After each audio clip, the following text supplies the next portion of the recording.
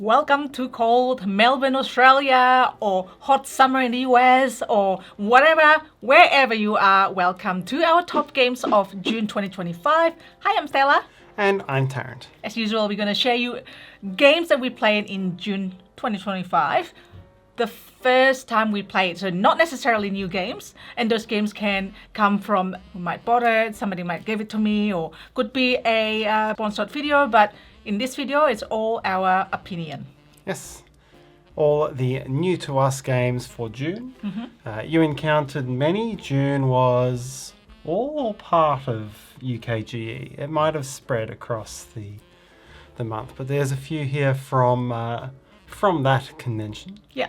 And we are going into the more convention time of the year. So Gen Con's coming, so we have Gen Con anticipated games, and we have Essen coming, and that's all we are planning to go. Oh, PlayCon. We are going to PlayCon, let's not forget that. So within Australia and Sydney, it is run by the lovely people of Board Game Barbecue, which we are invited, and we are really excited. So we're gonna do a bit of a road trip.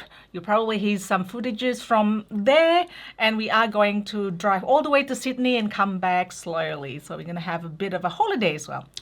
Yes, if there's anything people will tell you about the South and Sapphire coasts of New South Wales, it's that they're summer destinations. But I'm sure we'll find some things to do during winter there. During winter, it'll be quiet.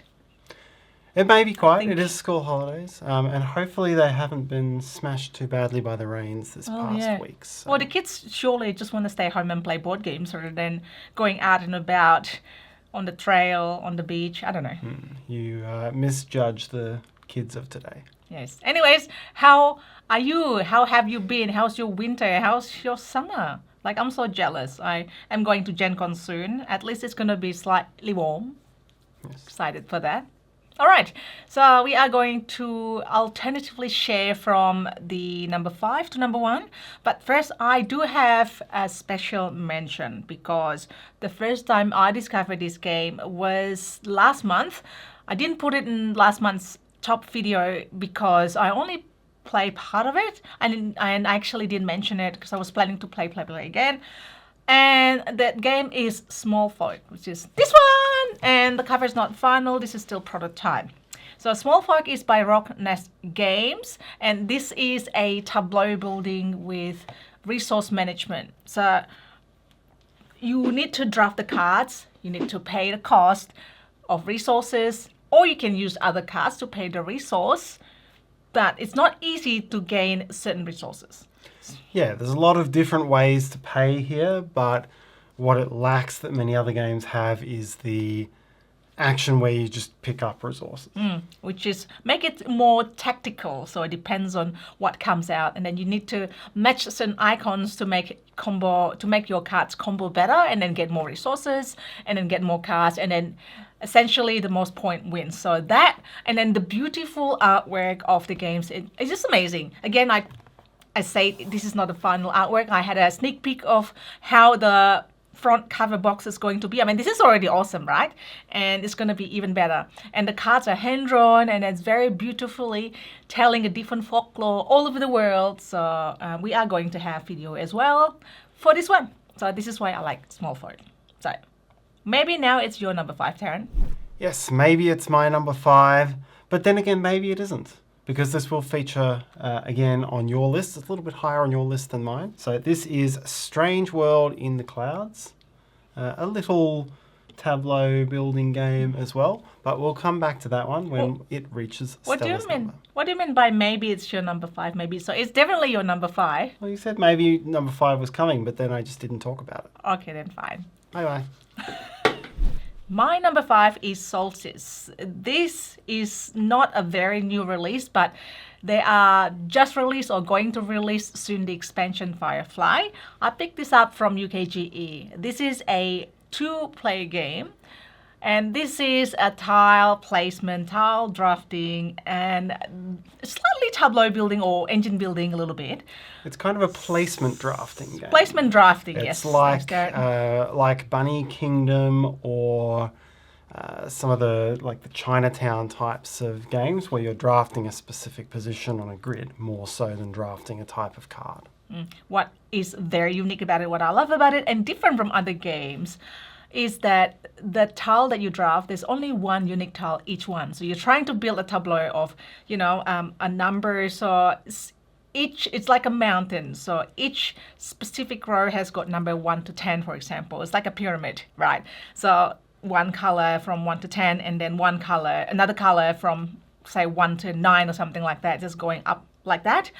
And you need to have the tiles adjacent, and then you score the biggest group of the tile that you have adjacent. So you can see what opponents have. Oh, they have number 5 of the bottom tile. So I'm like, oh no, I know that I can't really complete that part anymore. But if there is a way for you to gain a wild tile which you can connect things together. And the other things I love is that the drafting is different. So you don't actually straight away play from your card. You must match tiles from the center area, either color or number. If you can't match it, you open it, the next tile will open, and then if it matches, then you gain the tile. Otherwise, you get the rainbow tile. Yes. It's very unique like that. Yeah, it's a 1 or 2 player game. So it becomes that's where it has this interesting direct duel mechanism where you are trying to make a big cluster and trying to block off your opponent's big clusters at the same time. Yeah. Hate draft. And every tile will come out. So it's very clear card counting, and you can work out what is the aggressive ways to attack. Very aggressive, very hate draft induced, but it's a really great game. Number 4 for me, and I'm just going to say it's a very close run thing this month. I could probably throw a blanket over my entire top 4. But the one I've edged down at number 4 out of them is Tabletop Inc. It's a very fun game, I know. Yeah, so this is a worker placement and retrieval game, as in your turn is either placing or retrieving everything. So continuous worker placement in that way. And it is set in the world of manufacturing board games, and there's now expansions as well where you can take them to conventions and crowdfund them. And in some ways it feels very conventional, but there's 2 things here that make it quite interesting. The first is that every placement you do basically gives you a resource or a little bonus. So you've got the action, which is 75% of what you're doing when you play your worker down. But there's also a resource that you'll pick up, or a extra action or something like that you'll do based on which of the worker slots you choose within a given action. And you don't see that often. You're not seeing that many games where you're constantly gaining little bits of resources every time you take some other action. Yes. And in some cases, you have to pay some of the weaker resources to get the stronger resources, the bonus, and then take the action. So that's one thing I quite liked. The other thing is that this has channeled, and maybe I just enjoyed it because I've won the game this way, but this channels what I think viticulture, the second viticulture, did really well. So the difference between the 2 viticultures I always felt was that in the first viticulture, basically there were lots of different paths, but then it all converged into, all right, now we're just making wine and we're all using the same spaces. And I think what was good here is it felt like it was going to take that same path. Like you had to get the resources, make the games, publish the games, get the awards. But there were lots of other places that you could go to get objectives or just cards that gave you straight points. Or you could focus on doing predictions, where that's a little bit that keeps you involved with other players, as you can predict what other players are going to try to do to get points. And therefore there were, even though thematically it may not have felt like there was going to be, there were actually lots of different pathways to getting a winning score. And I like that. Yep, I actually really like that. The more you say things about it, it's like, oh, should have been on a top 5. Well, I've already got my list, but it's just like, it's very close. I do like you can recruit staff and then make your own worker placement place. Your worker can go there, and it's just for you, that you can gain something that is usually a little bit more valuable than the common space. game number 4 for me is Positano. This is by Slugfest Games. Now, Slugfest Games has been publishing Red Dragon Inns. There's like so many of them, which is one of the first board games I've played in my hobby. And Positano is slightly different. So this is kind of like bidding tile placement game, and then you're building up apartment. It's a 3D kind of like tile building, and it really is interactive by the mechanics of bidding and the mechanics of blocking each other's view. So Positano, this is where, just like in the real life, the place where you build, they have apartments, and then you are looking over the sea. So in this game, you can block opponents' view by building up things in front of opponents. So there are some rules as well. You can only build certain heights, but there's also cards that give you some rules breaking options. But this is really good. This is really unique. And the bidding card, you can only use it once. And there are 3 different things that you bid. So you need to make sure that it counts. Yeah, it's a big turn order draft, or turn order bidding game, fundamentally. That's where it's largely, because every turn you're going to do 3 things. You're going to choose where you're going to build, you're going to get the building resources, and you're going to do the actual building. And determining which of those is most important to you at a given time to get a scoring set of buildings is the crux of the game. And it's quite clever in that way. It was a little short for my taste. There weren't that many turns, and that's why a few mechanisms there that I usually really enjoy didn't quite make my top 5 this month. But what it does in a very short package is very clever. Yes, very. So we move on to my number 3, and this is a prototype game that we've recently been working on a video for, and this is called Age of Bitcoin. And this is a really clever market economic type of game. It's a light worker placement movement. At 2 players, you get in each other's way a lot. At 3 or 4, maybe not quite so much. But it's really a game about playing the investment and commodity markets. But what I really like here, I feel like we're still in that time where Bitcoin as a currency, as an investment, is a novelty, and people aren't, it might look like a gimmick to put that on a game. This is for us, though. For those who actually earn real money from it, that's a different story, right? Yeah, it's a different story, but Yes. so it might feel, thematically, this might feel like a gimmick, but it's actually a really thoughtful look at how Bitcoin exists as a commodity and as a currency.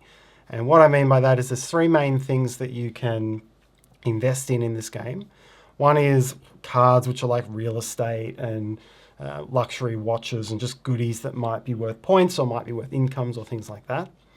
Then there's gold, which is fairly stable, generally grows in price, but not too volatile. And then there's Bitcoin, which is highly volatile.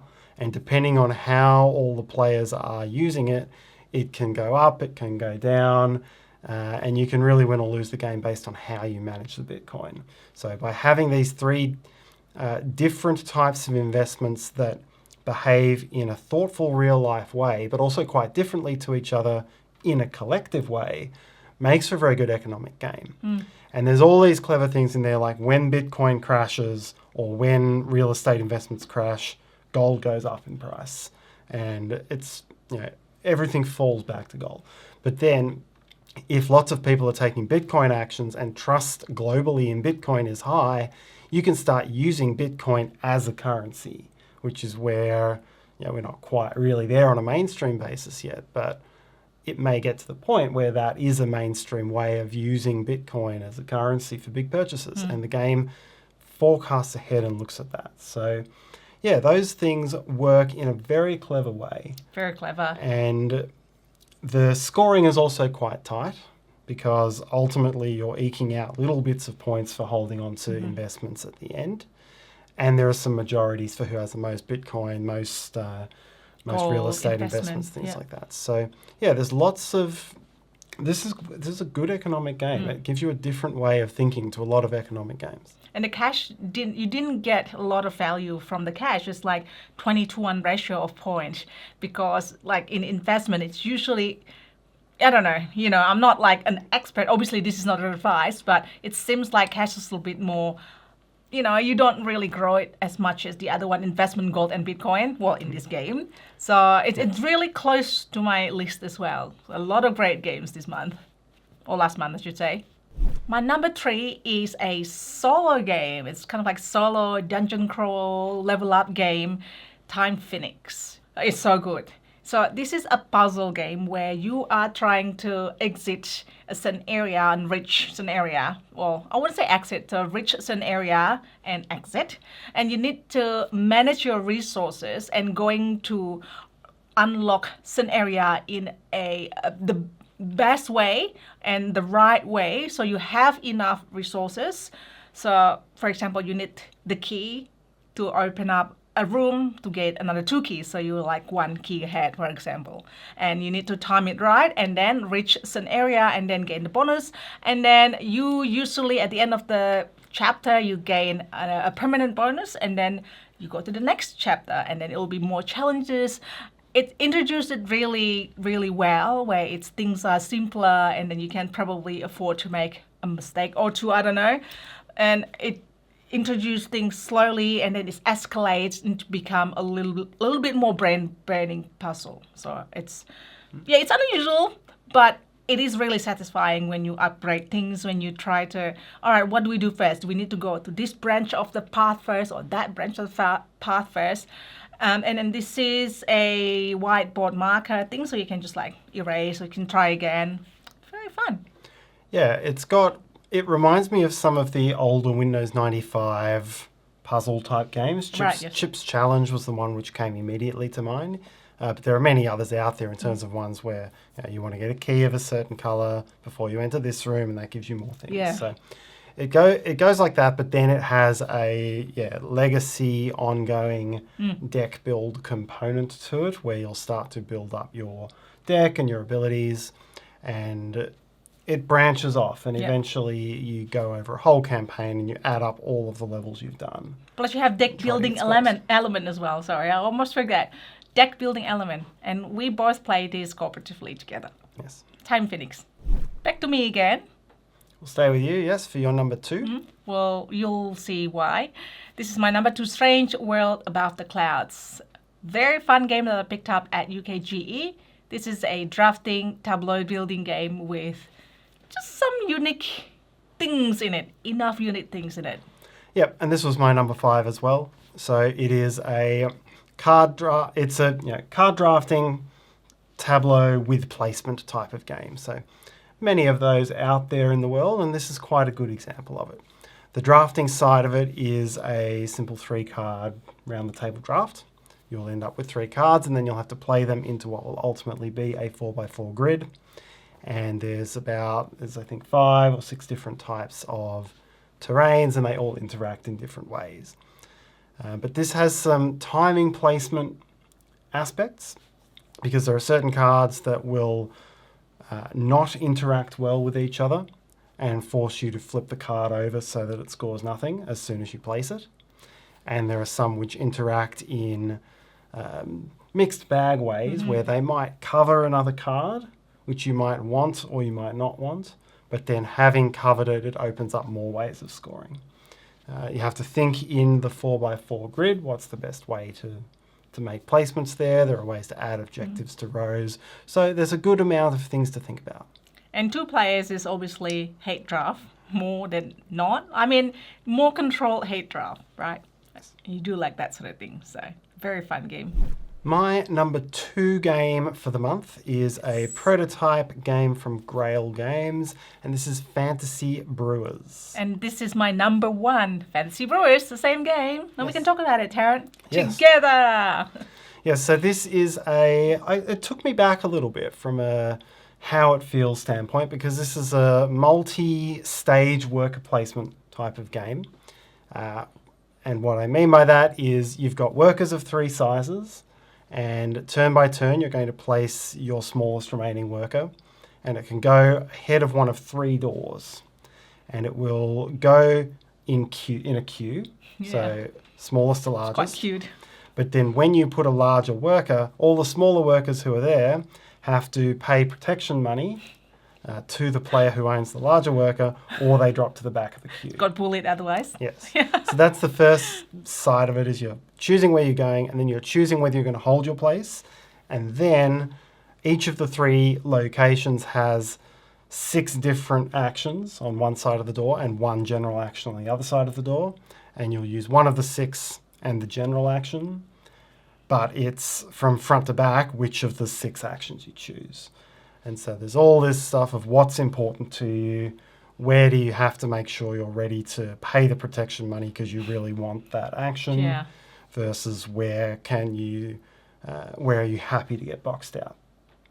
So that's great. That, as that feels a little bit older school Euro. You don't see that kind of multi-layers and opportunities of aggression that much these days. I mean, Grail games, previous games like Night Soil and Manhattan Project, feels a bit like that, kind of like more feel old school. And that's probably why we've been enjoying playing the games. And that's just the action part of the action selection part of it. It's not the action. The action itself is also interesting. So you can build, or you have options to set collect things. You have options to engine build your actions. And they're not cheap.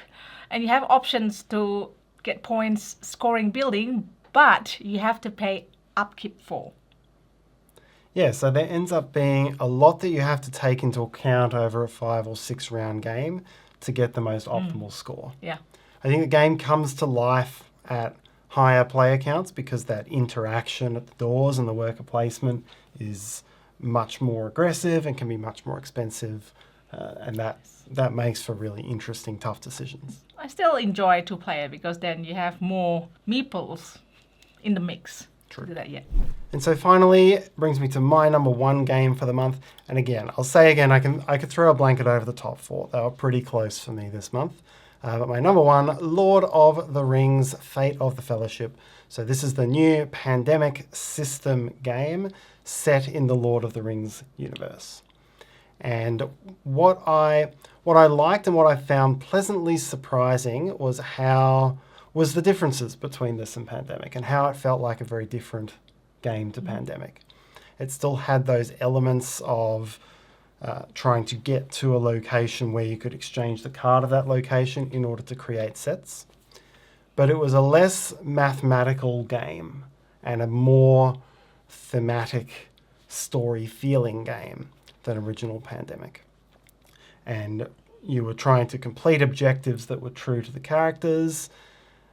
I thoroughly enjoyed the fact that you've got the Frodo character who has to get to Mount Doom, get all the ring cards, throw them in and survive. But there are all these things in the game that are against Frodo.